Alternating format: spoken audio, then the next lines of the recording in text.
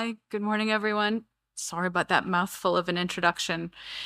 The crucial bit really there is just that we're here to help, and hopefully I'll give you some ideas about some of the help that you can come to us for. So,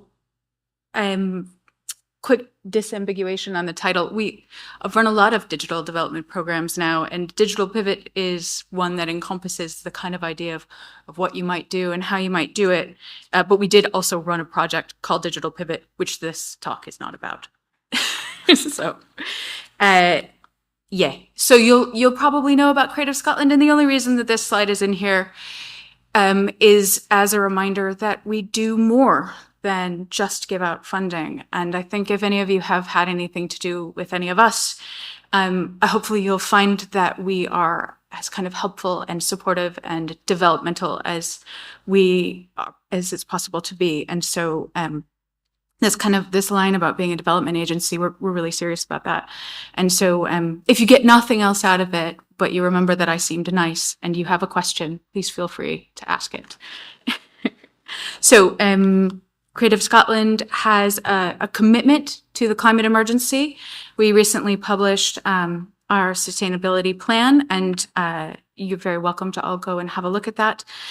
We've also just brought on a new member of staff, a woman called Karen Ridgewell, who is going to be our climate emergency and sustainability lead and help lead us as an organization in our work in delivering on a net zero agenda. So I'm going to try and bring this through as a kind of thread, basically. So I feel like digital is a connecting thread, and we're going to talk through a lot of that, and sustainability is another connecting thread. This is a kind of mission statement for the creative industries team. And my assumption is that many of you fit in that kind of pink bit at the end. This is a commitment to how you live, you work, or you study, or some mix of all of those. Jane touched on this kind of sector size, but these are the most recent kind of economic numbers for our industry. And the crucial bit here is none of that. The crucial bit is that mostly it's tiny businesses. It's one-person businesses.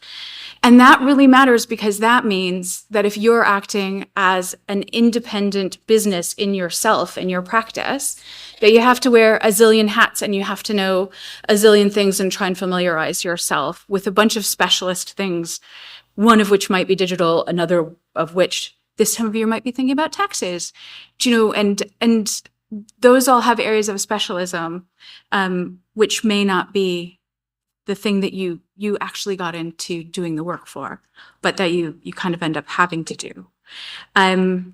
So I'm about to labor a metaphor. We're going to spend some time with this. But because myself and my colleague Morgan Petrie, we both wear the kind of digital hat at Creative Scotland, and the way that we think about digital practices kind of broadly fits into 3 buckets, and I'm going to introduce you to those buckets, and hopefully that will help you kind of make sense of where it might fit in the work that you might do and how you might do it. So the first one is around audiences and participants. The second one is around your business practices, and the third one is around your creative practice. So I'm going to start with the least sexy one first, which is the business bucket. And if we think about this in terms of sustainability, one of the kind of clear and obvious things that digital can do is that it can very much help to reduce travel. It might reduce paper, but it's not carbon neutral. And I think we can get carried away with that. There is a digital carbon footprint. Using cloud services, and big servers that are off-sited, they do use a lot of energy. So this is not a panacea. And so that's fine. We're gonna recognize that, but it's still very useful. And there are interesting things that you can do to help your businesses develop. And I've clustered them around the idea of cost savings and efficiencies. So maybe that helps you reduce materials. Maybe that helps Sue run her business a little bit better because she might get more efficient systems. Around new markets. So, international markets, sure, that might be great. One of the things we've been working on is a crowdfunding project. And one of the things that allows people to do is to introduce the idea of the thing that they might want to make. And kind of, so I've got this really cheesy term, pre-tail, but the idea is that, like, how many of these might you sell? Like, how much interest is there before, and how much awareness can you build before you actually make the thing? And that can be really useful. And that's a new tool that digital platforms allow. It can help do things like develop your networks, which days like this are really crucial for. And if you are an independent practitioner, in addition to reducing your kind of sense of isolation and working by yourself, but it might help you meet people and maintain the connections with the people that you meet today to stay in touch. And you might remember that that person knows something about the thing that you're trying to do. And that's crucial in just kind of being able to get on and do your work. And then around new income streams. So you can generate investment online, you can sell stuff, you can build community and generate income. So models like Patreon or Ko-fi, or you can if you can generate donations as well, if people are really wanting to support your work. So that's probably enough of that. So what I'm going to do now is I'm just going to give you actual examples of that, because that's all kind of quite general. And I'll just give you a couple on here, but so the one down in the kind of bottom left is I've got a little, I've gone mad with the clips now. Like, I've done all kinds of screen grabs, so just get ready. Fashion Interrupted, which is one called Kirsty Monk, really experimenting with doing digital fashion design, and being able to try some of that on bodies and sell some of those virtual designs before she actually makes them, and maybe in some cases doesn't even make them in the real world, but sells them for avatars. And so that can reduce materials, make her material use much more sustainable, but also is a completely new space for her to sell her work that she's exploring. So that's been a really interesting project to watch develop. And then down in the bottom right, I've got a little screen grab for Sculpture Placement Group have developed CAN, which is the Circular Arts Network, which they call Gumtree for the arts. And the idea is basically sharing materials. And so reducing your material use or being able to access materials more cheaply.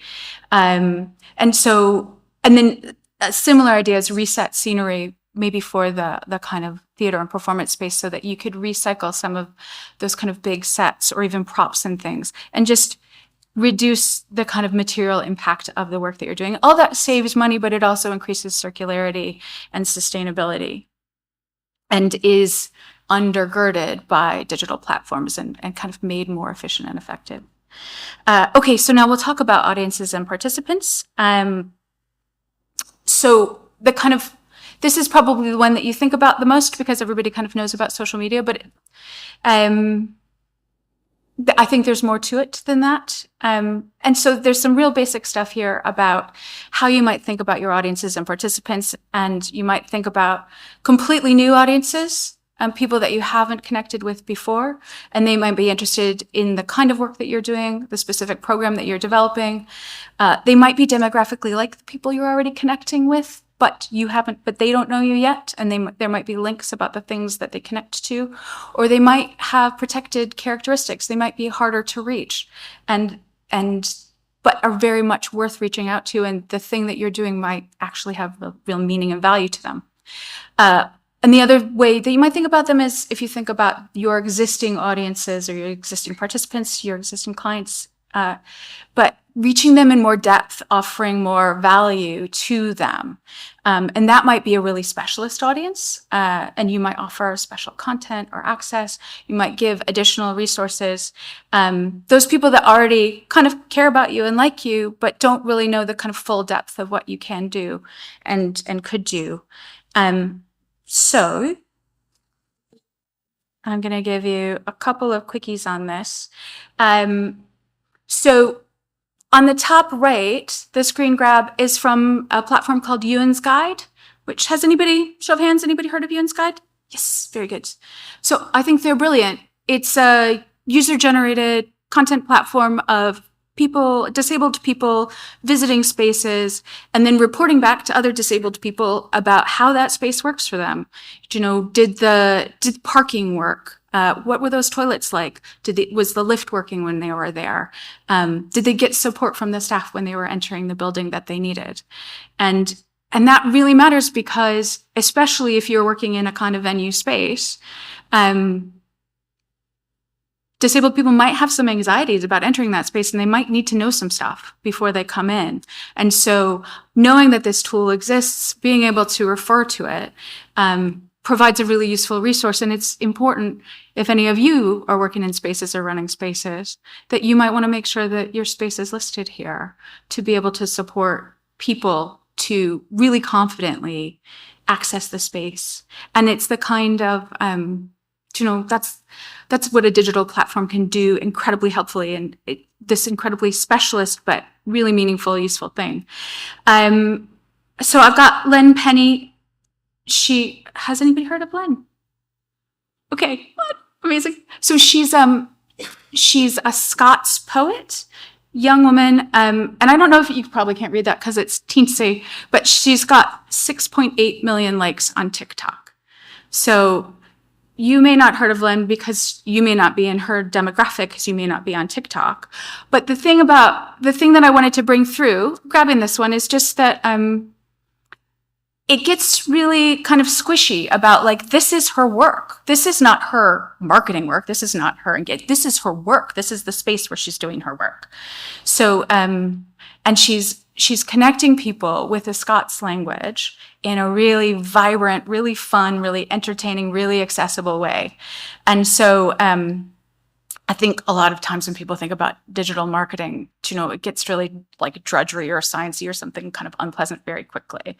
And so when you see people really sparkling and doing kind of magnificent things online in a really confident way, it's great, because I hope that it sparks a kind of sense of like, oh, it doesn't have to be dire. It could be fun. It could be a thing that connects with actually the thing that I care about. I'll be very, very quick. I think the critical thing here is just the thing that maybe laterally connects with the core of what you're doing. So the V&A having ASMR videos is incredibly silly to me, but also like really fun. It's a quiet space. It's a thoughtful space. It invites whispering already. And so they've just leaned into that. Great. But it also lightens up the profile in the sense of like what a National Museum brand might be, which is very serious sometimes. Yeah. So I've got some others in here. You'll get a good sense of them, but they do that job, which we talked about on the last page, about engaging with new audiences, engaging with specialist audiences, offering more depth, more kind of connection in really useful, functional, and hopefully kind of fun ways as well. The last bucket, creative practice, which is maybe the most fun one, because it hopefully will connect with you in your own practice, and you might think about some of the things that you could do with some of these tools. So I've got a word salad on here of all of the possible things.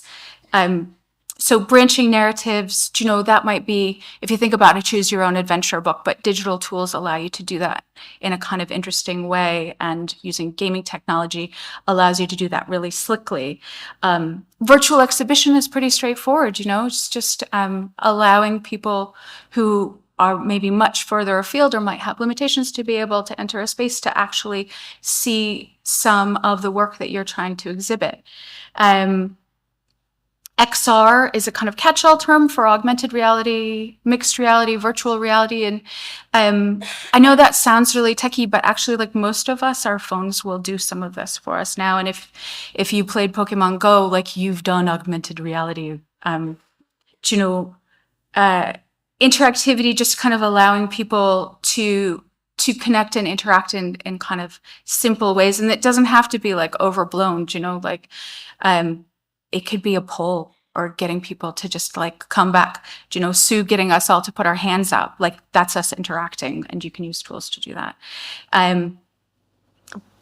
Moving to more cutting edge kinds of things like machine learning and AI.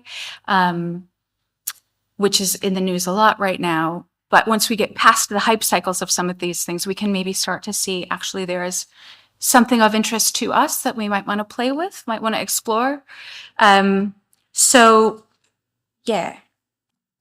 So I've highlighted a few bits of work here. But the one I'll talk about quickly is Forest Video Lab, because it really combines digital practice with sustainable practice. So Mette Huneman, whose name I hope I've done justice to, is an artist that works in projections, and she worked with a musician, a composer, and she did a tour of 12 areas around Scotland. And the way that she did this tour was on a bicycle, and she has a series of battery packs that she charges up with solar power that run the projections. And so she visits the space on her bicycle, on her e-bike, and makes a plan for, what's this projection, what's going to be meaningful in this space, collaborates with the composer, makes some music, invites people to come and join for a set period of time. And part of the work, part of the engagement is people actually seeing how she's run this thing completely off the grid, and with the battery packs and with the solar power and with her bicycle as all the tools to do this work. So it's really inspiring. That clip is from the environmental march in Glasgow this summer, but she'd go all over the country. And you can see, if you want to talk, because I know I'm running out of time, so, we can talk about any of these pieces of work. They all draw on different kinds of digital tools in some kind of depth to allow really exciting creative work to then come out of it.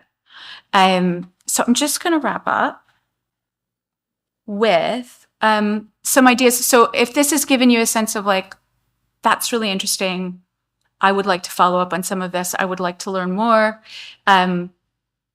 If you're interested in arts and environmental sustainability, your kind of first port of call is definitely Creative Carbon Scotland. There's a series of kind of digital and creative newsletters, which are kind of clustered over there on the right.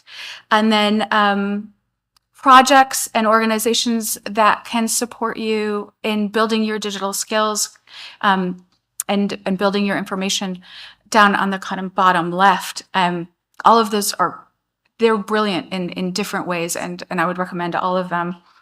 And then finally, the one that I didn't clip on here, but it occurred to me when I was listening to folk talk this morning, is a project that I worked on with a writer called Heather Perry and an artist called Maria Stoyan, called the Freelancers Guide. And it's very accessible. Maria does kind of comic book style illustrations, so it's the illustrated Freelancers Guide. And for those of you that are independent creative practitioners who have to navigate all of these spaces independently, it's from Heather's perspective. So it's a freelancer to a freelancer giving you some advice about actually how to get on and get to grips with some of the nitty gritty corners of the work that you might want to do. We do have printed copies at Creative Scotland, but we're in that awkward moment just before the new tax year where the printed copies from last year are out and we're about to print new copies for the new tax year, but you can absolutely access it on the Creative Scotland website as a digital item. So that's me. That's how to get in touch with me. It's just my name at Creative Scotland. And yeah, really happy, like I say at the start, if you've got questions, if there's support that we can offer, very happy to do what we can and to support you to develop your work.